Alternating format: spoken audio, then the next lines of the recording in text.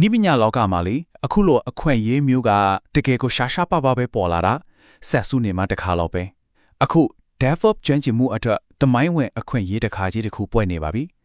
ဒါပေမဲ့အရေးကြီးတာကဒီအခွင့်အရေးကအမြဲတမ်းရှိနေမှာမဟုတ်ဘူးဒီနေ့မှာတော့ဒီ DevOps skill တွေရဲ့လိုအပ်ချက်ကဘာကြောင့်ဒီလောက်တောင်ပေါက်ကွဲပြီးမြင့်တက်လာရတာလဲဆိုတဲ့အကြောင်းရင်းတွေကိုတစ်ခုချင်းတည်ချလေ့လာကြည့်ကြပါမယ်ကဲဒီနေ့ဘာတွေပြောကြမလဲဆိုတော့အလိကပိုင်း9ပိုင်းရှိပါတယ်ပထမဆုံးကတော့အခုကြုံနေရတဲ့ရွှေအောင်အခွင့်အရေးဆိုတာဘာကိုပြောချင်တာလဲ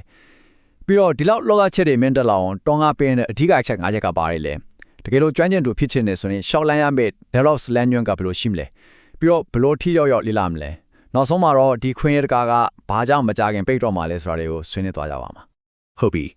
ဒါဆိုပထမဆုံးပိုင်းကိုဆက်လိုက်ကြရအောင်ဒီအခွင့်အရေးကိုဘာလို့များရွှေအောင်အခွင့်အရေးလို့အထူးတလေတင်စားခွင့်နေရတာလဲကြည့်လိုက်ကြစို့ဒီမှာတကယ်ကိုစိတ်ဝင်စားစရာကောင်းတဲ့အချက်တစ်ချက်ရှိတယ်အခုလက်ရှိ DevOps ဈေးကွက်ဟာလေလွန်ခဲ့တဲ့10နှစ်လောက်က Software Engineering ဈေးကွက်နဲ့တပုံစံနဲ့ထပ်တူချနေတယ်အဲ့တော့ဆိုရင် Python Basic လောက်လေးတက်ယုံနဲ့လာစားကောင်းတဲ့အလုပ်တွေလွယ်လွယ်ကူကူရဟဲ့ကြတာဘာလို့လဲဆိုတော့လောအချက်ကအများကြီးဒါပေမဲ့ကျွမ်းကျင်တဲ့သူကလက်တဆုပ်စာပဲရှိနေလို့ပေါ့နော်ကုမ္ပဏီတွေကတော့အခြေခံနည်းနည်းလေးရှိတဲ့သူကိုခန့်ပြီးအလုပ်ထဲမှာပဲတင်ပေးခဲ့ကြတာအခု DevOps ဟာအဲ့လိုရွှေအောင်အခြေကာလမျိုးကိုတကြော့ပြန်ရောက်နေတာပဲဒီအချက်ကိုပို့ပြီးခိုင်မာသွားစေတဲ့ data တစ်ခုကဘာလဲဆိုတော့ဒီ DevOps ယာရုနေရာတွေဟာတခြား idea တွေထက်လက်လက်နေတဲ့အချိန်က3ဆပိုကြာနေတဲ့အဲ့ဒါဘာကိုပြနေလဲ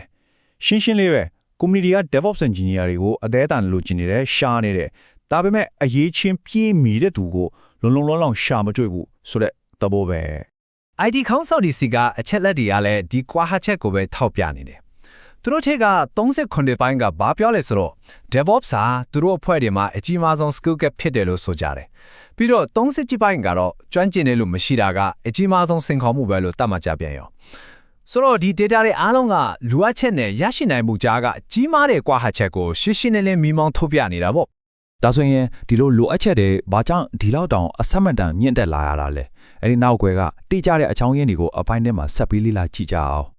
DevOps လိုအပ်ချက်ကိုမောင်းတင်ပေးနေတဲ့အထူးတွန်းအားကြီး5ခုရှိပါတယ်အဲ့ဒါတွေကတော့ cloud ကိုရှင်ဟုန်နဲ့သုံးဆွဲလာကြတာရယ် Kubernetes ကမရှိမဖြစ်စံတစ်ခုဖြစ်လာတာရယ် Cyber Security ကို shift left လုပ်ပြီးပိုအာရုံစိုက်လာတာရယ် Infrastructure as code လို့ခေါ်တဲ့နည်းပညာကပုံမှန်လို့ဖြစ်လာတာရယ်ပြီးတော့အားလုံးထက်အရေးကြီးဆုံးဖြစ်နိုင်တဲ့ AI ရဲ့အကျိုးသက်ရောက်မှုတွေပဲဖြစ်ပါတယ်ကဲဒီအချက်တွေကိုတစ်ခုချင်းစီအနေနဲ့အသေးစိတ်ကြည့်အောင်ပထမဆုံး cloud ကိုတုံဆက်လာတာအခုဆို company တွေကသူတို့ရဲ့စနစ်တွေကို cloud ပေါ်ကိုအပြိုင်ဆိုင်ရွှေ့နေကြပြီလေအဲ့ဒီတော့ cloud ကျွမ်းကျင်တဲ့ DevOps engineer တွေကမရှိမဖြစ်လိုအပ်လာတာပေါ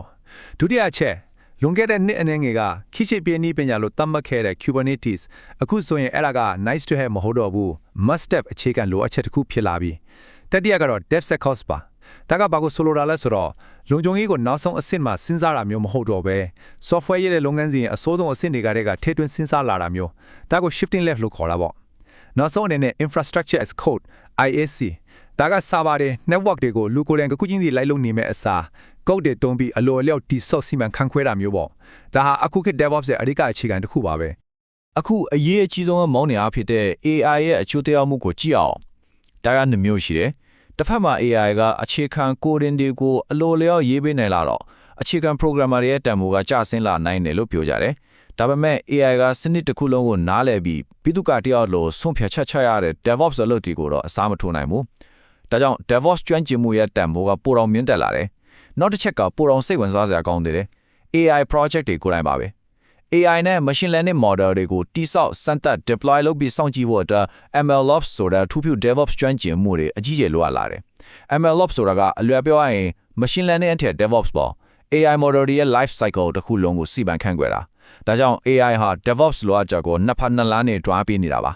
ကဲဒီလောက်တန်ဖိုးကြီးတဲ့ကျွမ်းကျင်မှုတွေကိုရဖို့အတွက်စနစ်တကျဘယ်လိုလေ့လာရမလဲအဲ့ဒီလမ်းညွှန်ကိုအပိုင်း3မှာဆက်ကြည့်လိုက်ကြအောင်ဒီနေရာမှာအစီအယံအရည်ကြီးတယ်ဟိုတစ်ခုနည်းနည်းဒီတစ်ခုနည်းနည်းရှောက်လို့မရဘူးပထမဆုံး Linux နဲ့ networking လို့အခြေခံတွေကိုတည်တည်ချာချာကျွမ်းကျင်အောင်လုပ်ရမယ်ပြီးမှ Git နဲ့ Bash scripting ကိုလေ့လာအဲ့ဒီနောက် Docker နဲ့ containers ကိုသဘောပေါက်အောင်လုပ်ပြီးမှ DevOps ရဲ့ကြော်ရိုးဖြစ်တဲ့ CI/CD pipeline တွေကိုလေ့လာရမှာ CI/CD ဆိုတာ continuous integration နဲ့ continuous deployment ကို software update တွေကိုအလိုလျောက်စမ်းသပ်ပြီးထုတ်ပေးတဲ့လုပ်ငန်းစဉ်မှာဒါတွေပြီးမှ AWS လို့ cloud platform တစ်ခုခုကိုကျွမ်းကျင်အောင်လုပ်ပြီးတော့ Kubernetes နောက်ဆုံးမှာ Terraform လို့ Infrastructure as Code IAC နဲ့ Prometheus လို့ monitoring tool တွေကိုလေ့လာသင့်တယ်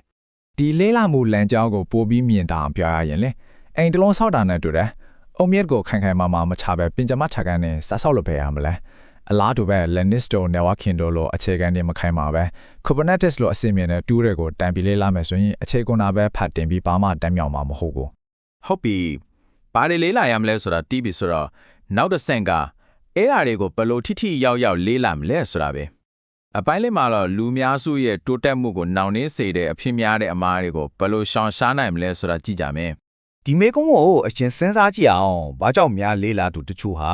နည်းနည်းချီပြီးစူးစမ်းနေပေမဲ့လက်တွေ့မှာတိုးတက်မှုမရှိမဲ့တနည်းအားဖြင့်မှာပဲရက်နေရတာလေ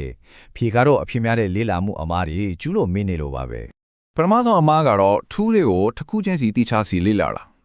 ဥပမာ Docker course တစ်ခုတက်လိုက်တယ်ပြီးရင် Kubernetes course တစ်ခုတက်လိုက်တယ်ဒါပေမဲ့ဒီ tool တွေအားလုံးကိုဘယ်လိုပေါင်းစပ်ပြီးတကယ် product တစ်ခုကိုအစကနေအဆုံးဘယ်လိုတိစောက်ရမယ်ဆိုတဲ့အမြင် end to end view မရှိတဲ့အခါအသိပညာတွေကဆက်မှုမရှိပဲပြန့်ကျဲနေရော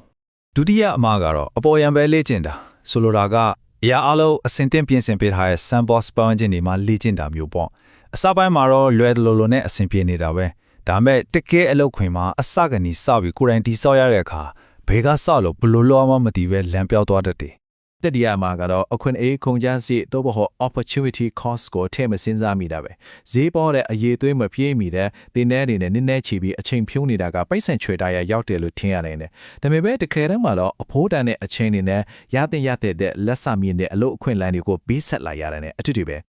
ဥမာတစ်ခုရှင်းရှင်းလေးတွေ့ကြည့်အောင်6လနဲ့တမြော့နိုင်မယ့်ဟာကိုထိရောက်မှုမရှိတဲ့နည်းလေးနဲ့3နှစ်လောက်အချိန်ဆွဲပြီးလေ့လာခဲ့တယ်ဆိုပါစို့အလုပ်ရတဲ့အခါတစ်လကိုဒေါ်လာ2000ပိုရနိုင်မယ့်အခန်းရေးကိုလက်လွတ်ခဲ့ရတယ်ဆိုရင်3နှစ်အတွင်းမှာဆုံးရှုံးသွားတဲ့ဝင်ငွေကဒေါ်လာ82,000ရှိသွားပြီဒါဟာအချင်းရဲ့တကယ်တန်ဖိုးပဲနောက်ဆုံးအမားကတော့တိတ်တဆိတ်လေ့လာနေတာပဲ